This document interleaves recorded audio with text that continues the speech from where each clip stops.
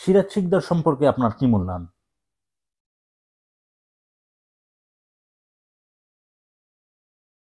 সিরাজ শিকদার আমাদেরই সমসাময়িক। হুম। সে তো পড়তো তখন ইঞ্জিনিয়ারিং ইউনিভার্সিটি, যেটা এখন বুয়েট সম্ভব। বুয়েট। বুয়েট হ্যাঁ হয়েছে। হ্যাঁ, বুয়েটে পড়তো তখন। ইঞ্জিনিয়ারিং ইউনিভার্সিটি না কলেজ বলতো মনে নাই। আমি তো 1962 সালে ঢাকা বিশ্ববিদ্যালয়ে ভর্তি হলাম। তার আগে ঢাকা কলেজে আমি পড়েছি 60 থেকে 62, আর 62 থেকে হচ্ছে ঢাকা বিশ্ববিদ্যালয়। সম্ভবত আমার 1 বছরের জুনিয়র ছিল আচ্ছা। সিরাজ শিকদার। তো ওই সময়ে সে যখন ইঞ্জিনিয়ারিং কলেজ বা ইউনিভার্সিটি যেটাই হোক পড়তো, তখন তার সঙ্গে আমার আলাপ হয়েছিল, পরিচয় হয়েছিল। তো আমরা তো স্বাধীন পূর্ববাংলার দুজনেই, হ্যাঁ। রাজনীতিতে আমি বিশ্বাস করতাম, প্রচারও করতাম সতর্কভাবে। সেই সময় আর কি। তখন তো পূর্ব ছাত্র ইউনিয়ন, তখন তো মেনন গ্রুপ মতো গ্রুপ হয়নি, অবৈধ। ছাত্র ইউনিয়ন ছিল আমাদের সাধারণ সংগঠন, গণসংগঠন আর কি। হুম, হুম। তা আমি কমিউনিস্ট পার্টির সঙ্গে তো ছিলাম না, এটা আরো সময় লেগেছিল। আমি ছাত্র ইউনিয়ন করতাম, এমনি বাম চিন্তার মানুষ আমি। তো সিয়াসিদের সঙ্গে আমার ভালো মিল হয়েছিল এই একটা জায়গায়, পূর্ব বাংলার স্বাধীনতার প্রশ্নে আমরা একমত ছিলাম যে পূর্ব বাংলাকে স্বাধীন করতে হবে। এইটা সেই সময় সিয়াসিদের বলে কথা না, তরুণ প্রজন্মের, এটা আমাদের প্রজন্মের একটা ঘটনা। এটা হয়তো আপনারা যখন তরুণ ছিলেন, তরুণ 60-এর দশকের সময়টা। হ্যাঁ, আমার তো 1958 সালে 57 সালে আমি ক্লাস 8-এ যখন পড়তাম, অর্থাৎ পাইচান হয়েছে 10 বছর হ্যাঁ, হলো। মাত্র। হ্যাঁ। তখনই হয়েছে আমি স্বাধীন পূর্ব বাংলার পক্ষপাতী এবং ধর্মভিত্তিক রাজনীতির বিরোধী। এবং আমাদের প্রজন্মের এটা হচ্ছে বিস্ময়কর ঘটনা। হঠাৎ করে এটা আমাদের পূর্ববর্তী প্রজন্ম যারা, মানে আমার বাবারা, এরা বাস্তবে পাকিস্তান এনেছিল। পাকিস্তান, এরা পাকিস্তানবাদী প্রজন্ম, পাকিস্তানপন্থী প্রজন্ম। মানে আমাদের ওইভাবে আলোচনা করলে অনেক বিষয় চলে আসে। আমাদের পূর্ববর্তী প্রজন্ম এরা তো প্রথম, মানে মুসলিম মধ্যবিত্তের বিকাশ তো আসলে আমাদের বাবাদের সময় থেকে সেভাবে শুরু হয়েছে। আমাদের বাড়ি থেকে আমার বাবা, ওনার পৈতৃক বাড়ি যে আমাদের দিনাজপুর জেলার খানসামা থানায়, আমাদের যে গ্রামে আমাদের বাড়ি, সেখান থেকে নিকটবর্তী যে স্কুল ছিল সেটা হচ্ছে 7 মাইল দূরে, নীলফামারীতে 7 মাইল দূরে গিয়ে হাই ওনারা স্কুল। স্কুল করতেন। উনি প্রাইমারি পড়েছেন এলাকায়, গ্রামের কাছে, গ্রামেরই একটা হাই স্কুল, ও সরি প্রাইমারি স্কুল, কিন্তু তাকে ক্লাস 6 থেকে পড়তে হয়েছিল 7 মাইল দূরে 7 গিয়ে। মাইল দূরে গিয়ে, এবং পায়ে হেঁটে যেতে হতো, সাইকেলও যাওয়ার উপায় ছিল না। রাস্তা ছিল ওই রকমই রাস্তা আর কি, খাল ডোবা এগুলো পার হয়ে যেতে হতো হেঁটে হেঁটে হেঁটে। এই বুঝো কি পরিমাণে মানে কষ্ট। যাওয়া হেঁটে, আসা, আসাও হেঁটে, আসতেও হতো হেঁটে। হ্যাঁ 7 মাইল মানে 7 14 মাইল, মাইল হাঁটতে হতো হ্যাঁ। স্কুল যেতে হলে, কেবল যাওয়া আসা করতে একটা হলে। শ্রেণী, আমার বাবা তো সে আমাদের থানায়, খানসামা থানার, দিনাজপুর জেলার খানসামা থানার সেকেন্ড মুসলিম গ্রাজুয়েট। ফার্স্ট মুসলিম গ্রাজুয়েট হচ্ছে হাসান আলী, মন্ত্রী হয়েছিলেন মুসলিম লীগের। আমার বাবার 1 বছরের সম্ভবত উনি সিনিয়র ছিলেন। আমাদের বাড়ি থেকে ওনাদের বাড়ি মাইল দেড়েক দুয়েক দূরে ছিল। আমি গিয়েছিলাম, হাসান আলী ছিলেন না তখন, বেঁচে ছিলেন না, তার ভাইকে দেখেছিলাম। হ্যাঁ, আমি একবার কি দুবার গিয়েছিলাম আমাদের বাড়িতে, কাছাকাছি সেই অর্থে আর কি। তো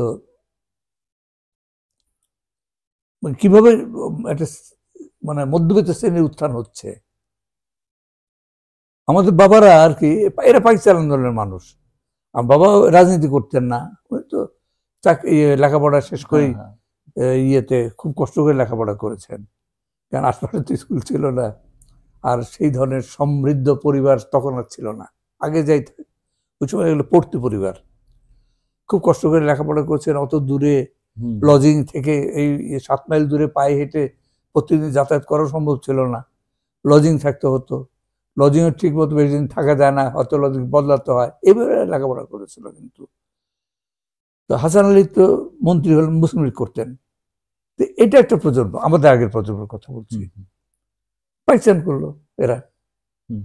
আমার বাবা পাইচান আন্দোলন হয়তো আন্দোলন ছিলেন না, করেনি। মনে মনে হ্যাঁ হ্যাঁ, ওই স্বার্থপর। ওই ধারার মানুষেরা আমাদের তো পেরেছি। মনে আছে পাইচান পন্থী ছিলেন। ছেলেবেলায় তো ওনার সঙ্গে এগুলো ব্যাপারে আমরা তো তর্ক বিতর্ক খুব একটা করতাম না, কিন্তু পার্থক্যটা আচ্ছা। বোঝা যেত। আমারটা অনেক সময় প্রকাশ পেত, আর ওনারা তো প্রকাশ্য ব্যাপার ছিল, ওনাদের ব্যাপারটা ছিল। তো এইভাবে ওনারা পাকিস্তান আনলেন। আর আপনারা পরের জেনারেশন। পরের জেনারেশন, নেক্সট জেনারেশন পাকিস্তান ভাগাড়া দিতে শুরু করলাম। আমাদের কাছে এটা অগ্রহণযোগ্য মনে হলো। এটা প্রজন্মগত ব্যাপার, খুব বিস্ময়কর। কিন্তু আমি একা না, কিন্তু এই শিক্ষকদেরকে আমি ওইভাবে পেলাম বিশ্ববিদ্যালয়ে গিয়ে, আরো অনেকে পেয়েছিলাম। তার আমাদের নেতৃত্ব আবার আলাদা। আচ্ছা। কমিউনিস্ট নেতৃত্ব যেটা ছিল, পক্ষপিল সবই কিন্তু ওই ভিন্ন ধারা। আমাদের শহীদের আবার মিল নেই।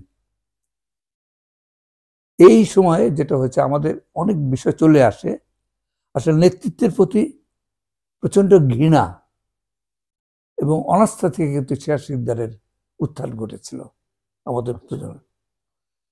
আমার মনে হচ্ছে 1967 সালে তার সঙ্গে আমার যে মানে শেষ বিতর্ক, তারপরেও হয়েছে আর একবার বিতর্ক 67 সালে, ওটা বোধ হয় 68-তে, 67 সালে তার সঙ্গে যে মূল বিতর্কটা হলো, সেটা হচ্ছে যে তার বক্তব্য হচ্ছে সশস্ত্র সংগ্রাম গোপন প্রস্তুতি নিয়ে শুরু করতে হবে, শুরু করলে জনগণ এসে যোগ দিবে দলে দলে।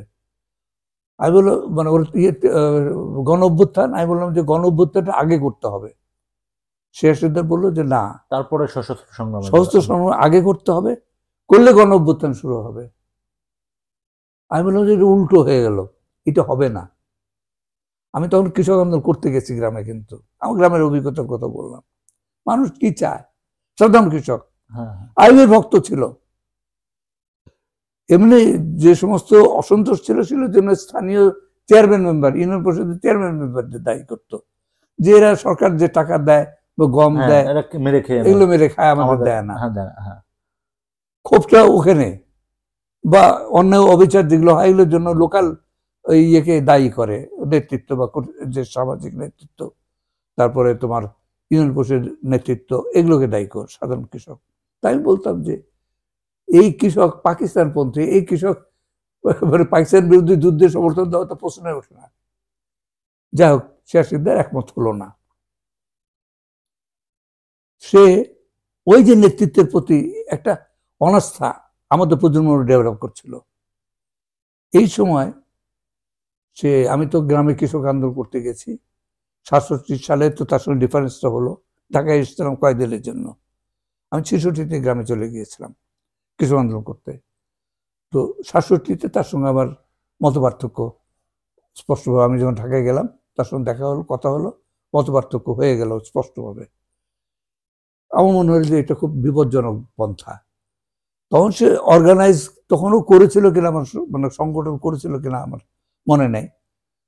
কিন্তু এরপরে আমি 68 সালে যখন ঢাকায় গেলাম, আবার গ্রাম থেকে মাঝে মাঝে আমি ঢাকায় আসতাম, তখন দেখলাম যে ভয়াবহ অবস্থা।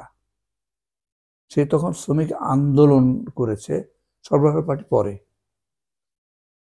আগে তার শ্রমিক আন্দোলন সে করেছিল। তার আগে আবার সে মাও সেতুং চিন্তাধারা গবেষণাগার একটা করেছিল, ওটা বোধ হয় 66 দিয়ে করেছিল। ওটাকে আমি অত সিরিয়াসলি নিই নাই, মানে আলোচনা করতো আর কি। ওটার নাম দিয়েছিল মাও সেতুং চিন্তাধারা গবেষণাগার। তারপরে 68-তে তার সঙ্গে আমি যখন ঢাকায় গেলাম, তখন শুনলাম যে সে পূর্ব বাংলার শ্রমিক আন্দোলন নামে একটা সংগঠন করেছে, তার লক্ষ্য হচ্ছে পূর্ব বাংলার স্বাধীনতা প্রতিষ্ঠা করা, এবং তার জন্য গেরিলা যুদ্ধ শুরু করতে হবে। আমি এইটুকু শুনলাম। এবং ছাত্রদের মধ্যে, ছাত্রগুলো যারা করতো, বামপন্থী ছাত্রদের মধ্যে তার দেখি তখন প্রবল প্রভাব ছড়িয়ে গেছে। মনে হচ্ছে যে সে একটা ত্রাতা হিসেবে আবির্ভূত হয়েছে। কমিউনিস্ট নেতৃত্ব, পুরাতন নেতৃত্বের প্রতি প্রচন্ড অনাস্থা, ন্যাপের প্রতিও অনাস্থা।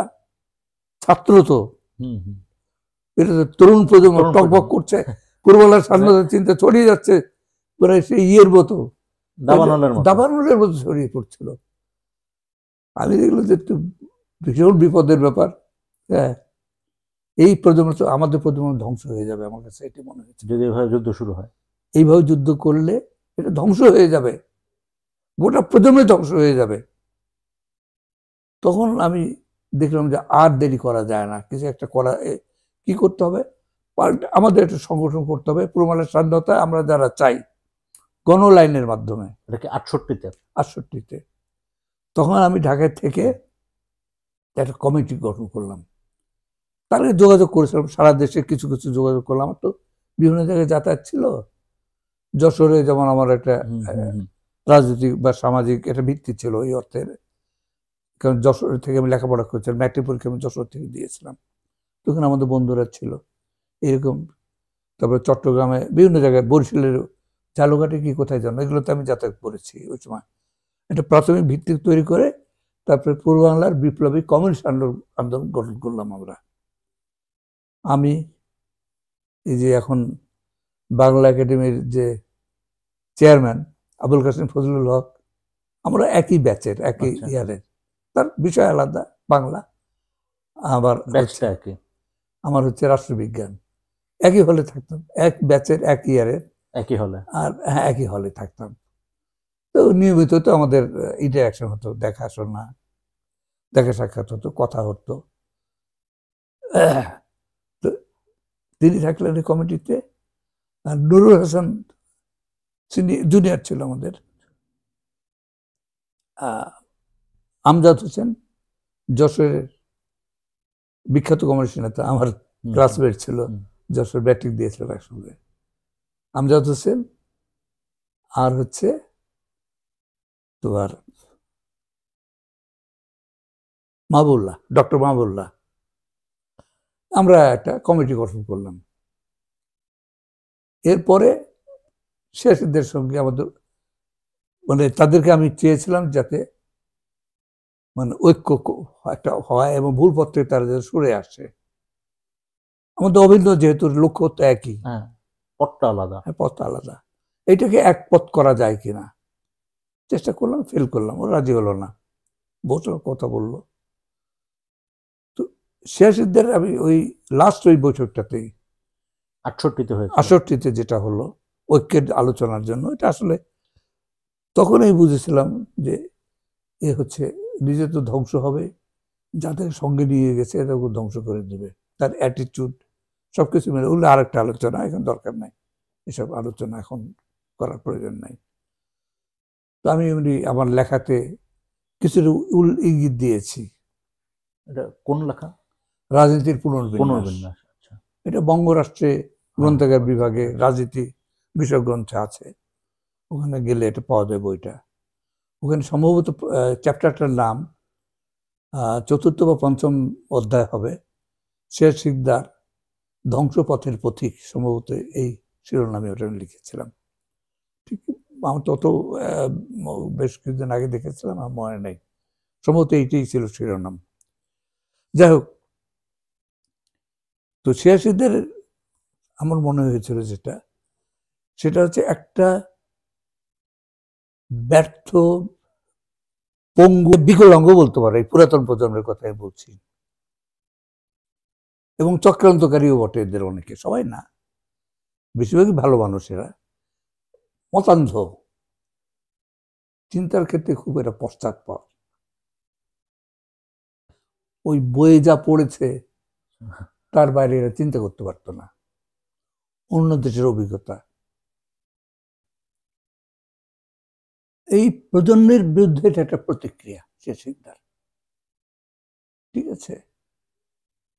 এবং আমাদের সৌভাগ্য, আমরাও ব্যর্থ হয়েছি এবং পুরাতন প্রজন্মের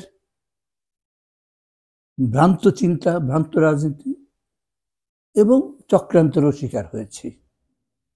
আমাকে তো এটা দাঁড়াতে দেয়নি সেভাবে, যদিও এই পুরাতন প্রজন্ম যখন এই যে আব্দুল মতিন, আলাউদ্দিন আহমদ, তারপরে দেবেন শিকদার, এরা যখন পূর্ব বাংলার কমিউনিস্ট পার্টি গঠন করলেন 1968 সালে, তখন ওই একটা বৃহত্তর গণ আন্দোলনের ছায়া পাওয়ার জন্য তারা যখন পূর্ব বাংলার স্বাধীনতার রাজনীতিকে গ্রহণ করলেন, তখন আমরা কিন্তু যোগ দিলাম। আলাদা মতিন ভাই মানুষ ভালো, মানে বুদ্ধির হয়তো ঘাটতি আছে বলতে হবে, একটা মূল্যায়নের ব্যাপার তো আছে। আমার মূল্যায়ন তার সম্পর্কে হচ্ছে যে অত বুদ্ধিমান মানুষ না, সরল মানুষ, অনেকটা ঘোরপ্যাচ ছিল না তার মধ্যে ওইভাবে, কিন্তু রাজনীতির তো কিছু বিষয় বুঝতে হয়। আলাউদ্দিন ভাই এবং দেবেন শিকদার, দেবেন্দা, এরা অন্য ধরনের মানুষ, হয়তো অনেক কিছু এরা বুঝতো, তবে চক্রান্তটা বেশি ছিল এদের মধ্যে। বৃহৎ একটা ন্যাশনাল রাজনীতি, জাতীয় রাজনীতির নেতা হতে গেলে যে প্রশস্ত হৃদয় দরকার, প্রশস্ত মন দরকার, সেটা এদের ছিল না। যাক, ওখানে গিয়ে আসলে আমরা শেষ পর্যন্ত এক অর্থে ধ্বংস হয়ে গেছি। আমাদের এই প্রজন্মের মানে পরিণতিও ধ্বংস হয়েছে। এই পুরাতন প্রজন্মের যে অযোগ্যতা, অদক্ষতা এবং সংকীর্ণতা, এগুলোর ফল খুব খারাপ হয়েছে আমাদের জন্য, আমাদের দেশের জন্য। এটা আমার একটা শিক্ষা। তো শেখ সিকদার সম্পর্কে বলতে গিয়ে তো এই কথাগুলো বলছি। শেখ সিকদার একটা ধাক্কা দিয়েছিল কিন্তু আমাদের প্রজন্মকে। এই স্বাধীন চিন্তা নিয়ে, স্বাধীন পূর্ব বাংলা গঠনের চিন্তা নিয়ে আমরা হয়তো ওইভাবে তখনই ঝাঁপিয়ে পড়তাম না, যদি শেখ সিকদার এই কাজটা না করতো, সংগঠনটা না করতো। শেখ সিকদার একটা পুশ, একটা ধাক্কা দিয়েছে, কারণ আমাদের নেতৃত্ব নড়ছিল না, ও কিছুই করছিল না। তাদের মাথায় আসলে ছিল তখন পাকিস্তান হচ্ছে আইবের পাকিস্তান হচ্ছে তখন চীনের বন্ধু। চীনের বন্ধু, আচ্ছা আচ্ছা। তখন তাদের মাথার মধ্যে কারো মধ্যে আইব বিরুদ্ধে আন্দোলন করার ক্ষেত্রে অনেক ডেভেলপ করেছিল। ভাষণে যে কারণে কিছু করতে পারেন নাই, এগুলোর মূল্যায়ন হওয়া দরকার। কিন্তু এই কমিউনিস্ট রাজনীতির যেমন একটা কন্ট্রিবিউশন আছে, এটা স্বীকার করতে হবে। তারা না হলে কিন্তু আমাদের এই অগ্রগমন, এই সমাজের এই আমরা যেটা করতে পেরেছিলাম, এটা পারতাম না। একটা অভিজ্ঞতা লাগে। তার আগে আমাদের তো কোনো অভিজ্ঞতা ছিল না। আমরা বললাম না, আমরা তো সেকেন্ড জেনারেশন মুসলিম সমাজের ভেতর থেকে আসে দ্বিতীয় প্রজন্ম আমরা, যারা আধুনিক শিক্ষা, আধুনিক চেতনাকে ধারণ করার কাছাকাছি যাওয়ার সুযোগ পেয়েছিলাম। আমাদের আগে তো আমাদের বাবারা পাকিস্তান আন্দোলন করেছে, যারা ওই প্রজন্ম, ধর্মভিত্তিক রাজনীতি যারা করেছে, ধর্ম মুক্ত রাজনীতিতে তো আমরা শুরু করেছি, যাত্রা শুরু করেছি, সেকেন্ড জেনারেশন। এবং আমরা পাকিস্তান ভাঙার দিকে চলে গিয়েছিলাম। পূর্ব বাংলার স্বাধীনতা খালি বৈষম্য ওই সমস্ত না, বৈষম্য তো সারা বাংলাদেশেও আছে, এটা আরো বেশি। এটা ফিলোসফিক্যাল বেস ছিল, ফিলোসফি এবং দার্শনিক ভিত্তি ছিল, দর্শনগত। আমরা দর্শনগত কারণে পাকিস্তান বিরোধী হয়েছিলাম।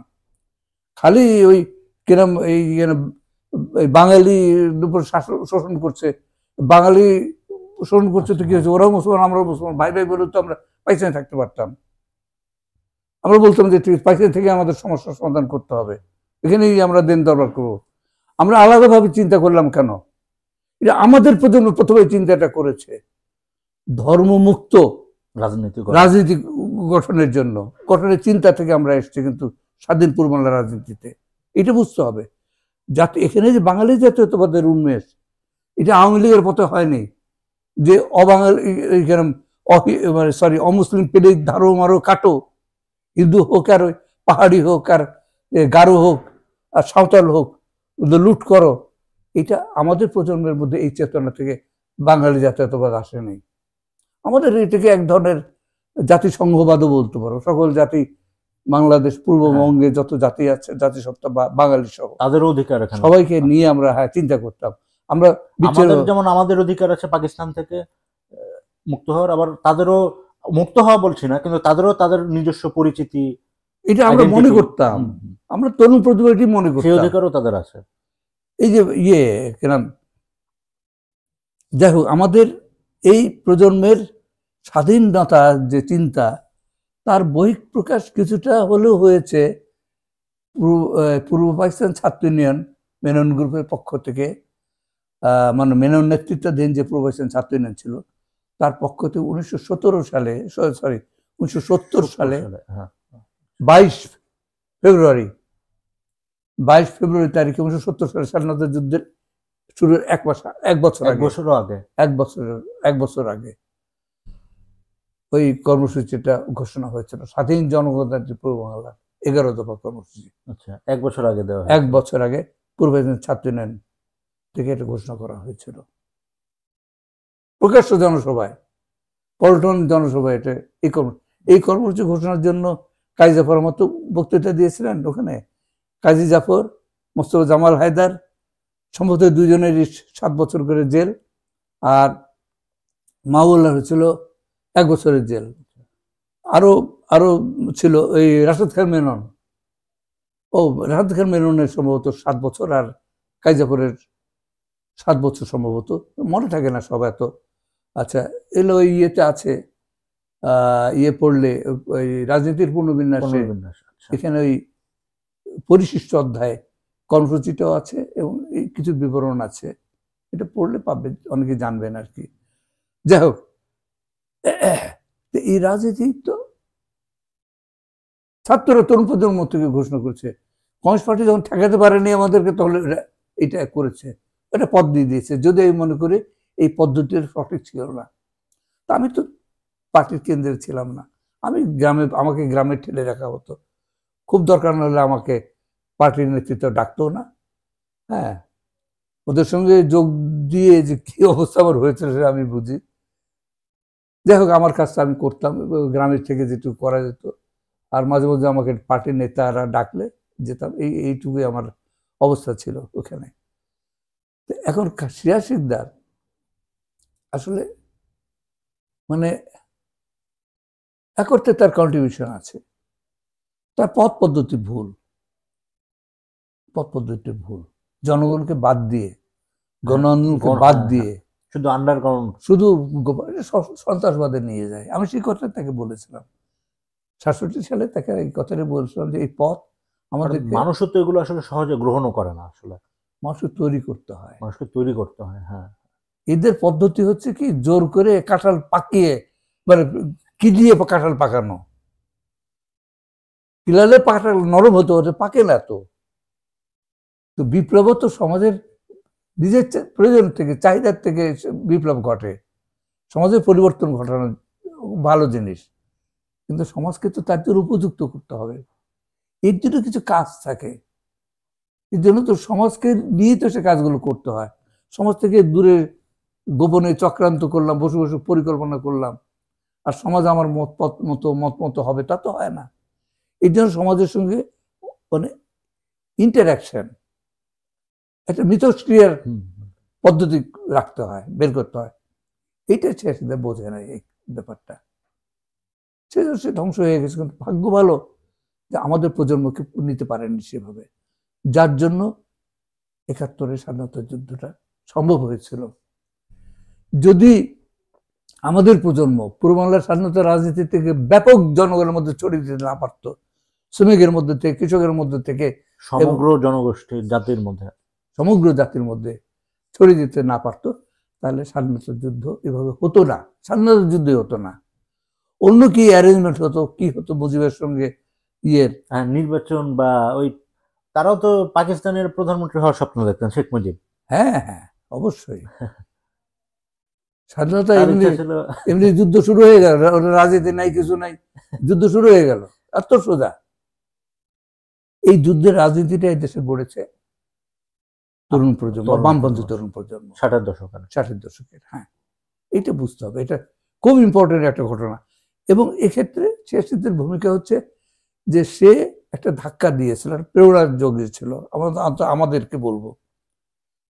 ওই সময় ওই সংগঠনটা আমাদের পূর্ব বাংলার বিপ্লবী আন্দোলনের দরকার ছিল, একটা ধাক্কা দেওয়ার জন্য। আমরা সফল হতে পারি নাই, তখন অনেক কিছু বুঝি নাই, আওয়ামী লীগ খেয়ে নিয়েছে পরবর্তীতে, স্বাভাবিক সুযোগ পেয়েছে, ভারত তার পক্ষে আছে, আমাদের পক্ষে তো কেউ ছিল না। যে আমাদের পার্টির যে চীনপন্থী রাজনীতি করতো, সে চীনও তো আমাদের বিরুদ্ধে। এগুলো আরো একটা আলোচনার বিষয়। আমার এগুলো যদি বলা যায়, বহু জিনিস উঠে চলে আসবে, কারণ আমি তো অনেক কিছু জানি। চীনের দৃষ্টিভঙ্গির ভেতরেরও অনেক খবর তো আমি রাখি, জানি তো কি ধরনের। এগুলো আরেকটা আলোচনা, পরে একসময় এগুলো আলোচনা করা যাবে। অনেক বিষয় আছে যেগুলো আসলে ওইভাবে আসে না। কেন আসে না সেটা একটা প্রশ্ন আমার। আসলে আমাদের প্রজন্মের একটা অংশ ধ্বংস হয়ে গেছে, শুধু আমাদের প্রজন্মের না, এই ধারাটাও আসলে তো টিকে ধারারই নেই। ধ্বংস হয়ে গেছে, অনেক লোক মারা হ্যাঁ, গেছে, হ্যাঁ। মরে গেছে। আরেকটা হচ্ছে কি, হীন উন্নতে ভোগে, যে আমরা কিছু করতে পারলাম না, অথচ এগুলো যে আমাদের অর্জন। আমি এই কথাটা সবসময় বলেছি, 71 সালের পর থেকে 16 হ্যাঁ, ডিসেম্বর হ্যাঁ, থেকে হ্যাঁ। আমি বলেছি, বাংলাদেশ আমাদের অর্জন। যাই যার নেতৃত্ব যেই দখল করুক, যাই করুক, এটা আমরা, আমাদের অর্জন পূরণটা হয়নি, ঠিক আছে, যেটুকু হয়েছে সেটুকু আমাদের অর্জন। এটাকে আরো একটু এগিয়ে নিয়ে যাওয়ার ব্যাপার, পূর্ণতা দেওয়ার ব্যাপার, পূর্ণতা দিতে হয়, অসম্পূর্ণতাগুলো হ্যাঁ। দূর করা দরকার, বিকৃতিগুলোকে হ্যাঁ, সংশোধন এই করার আওয়ামী ব্যাপার। লীগের নেতৃত্বে যে বিকৃতি হ্যাঁ, হয়েছে যে এটা করা বিকৃতি উচিত। হয়েছে, আমি একটু বলতাম। তো কমিউনিস্ট পার্টি থেকে তো আমাকে বহিষ্কার করে দিল 72 সালে, একেবারে প্রথম দিকেই। আমি বক্তব্য দিলাম, যে এই বক্তব্য আমি এই জিনিসগুলো বলেছিলাম, যে আমাদের পার্টির লাইন বদলানো দরকার, কমিউনিস্ট পার্টির। আমার বহিষ্কার করে দিল। তারপর আমি ন্যাপ করেছি, ন্যাপের থেকে আগেও ছিলাম, পরেও থাকলাম। ন্যাপ তো আমরা কোনোদিন ত্যাগ করিনি ঘোষণা করে, ন্যাপটাকে আমরা সেকেন্ডারি করেছিলাম। আচ্ছা। কমিউনিস্ট পার্টি যখন যুদ্ধের সময়টাতে কমিউনিস্ট রাজনীতিকে প্রাধান্য দিয়েছিলাম, যুদ্ধ করার, সংগঠিত করার ব্যাপারে আমার তো ভূমিকা ছিল। সারা দেশব্যাপী আমাদের হ্যাঁ, হ্যাঁ, আপনি আমাদের পার্টির লাইনে সংগঠিত করেছেন। আমি সংগঠিত করার চেষ্টা করেছিলাম। চট্টগ্রাম থেকে একেবারে দিনাজপুর, রংপুর, ওদিকে যশোর, বহু জায়গায় ঘুরেছে, যুদ্ধের প্রতি প্রচন্ড ঝুঁকি নিয়ে ঘুরেছিলাম। যাক, ওটা আরেকটা আলোচনার বিষয়, কিছুটা করেছি এর আগেও। তো এই 86 সম্পর্কে বলতে গেলে এটি মনে বলতে হয়, কারণ পন্থাটা ভুল ছিল, পন্থাটা ভুল ছিল, কিন্তু তার মধ্যে আবেগ ছিল। আবেগ ছিল, লক্ষ্য উদ্দেশ্যও সঠিক ছিল, হ্যাঁ, লক্ষ্যটা ঠিক ছিল, পথটা ভুল ছিল। পথটা ভুল। এই ভুল পথটা থেকে মানে প্রচন্ড রকম ক্ষতির দিকে নিয়ে গেছে, ধ্বংসের দিকে নিয়ে গেছে। কিন্তু আমরা তার পথটাকে আবার মানে মূলধারার ছাত্র রাজনীতি থেকে আমরা ওটাকে মানে বিচ্ছিন্ন করতে পেরেছিলাম। তাহলে আমাদের প্রজন্ম ধ্বংস হয়ে যেত চেষ্টাদের সঙ্গে। এবং আমার ধারণা বিচ্ছিন্নভাবে একটা যুদ্ধ হতো, ছাত্ররা যুদ্ধ করতো বা তরুণরা ওই চোরাগোপ্তা হামলার জাতীয় যুদ্ধ করে মানে মারা যেত, একেবারে মারা যেত, পাকাবি ক্রাশ করে দিত। ফলে পরে যে জনযুদ্ধের যে রাজনীতিটা, সেটা আর গড়ে উঠল না, গড়ে উঠতো না। ফলে জনযুদ্ধ যেটা হলো, হ্যাঁ 71 সালে, 71 সালে যে জনবিস্ফোরণের মধ্যে যে যুদ্ধ হলো, এটা হয় নাই। এটা এই জনবিস্ফোরণের মধ্যে যুদ্ধ হওয়ার শক্তি আলাদা। কিন্তু এই ঘটনা তো ঘটেছে এখন, এই কয়েকদিন আগে, 5ই আগস্ট একটা জনবিস্ফোরণ, এর শক্তি তো দেখছি কতটা। এখন আরো সামনে আরো অনেক ঘটনা আছে, এগুলো ঘটবে, অপেক্ষা করো, আমরা অপেক্ষা করি। আচ্ছা, যেটা যদি আগে কেউ চট করে সব জনবিস্ফোরণ না ঘটেই যদি করার চেষ্টা করতো, তাহলে হয়তো এত দূর আসতে পারতো না, বিচ্ছিন্নভাবে হতো। জনবিস্ফোরণ লাগে, বিশেষ করে আমাদের দেশে এটা খুব গুরুত্বপূর্ণ বিষয়। এটা জনজোয়ারের দেশ, জনবিস্ফোরণ এখানে ঘটাতে হবে। এটা যারা বুঝবে না, তারা এখানে রাজনীতিতে মার খাবে, ব্যর্থ হবে।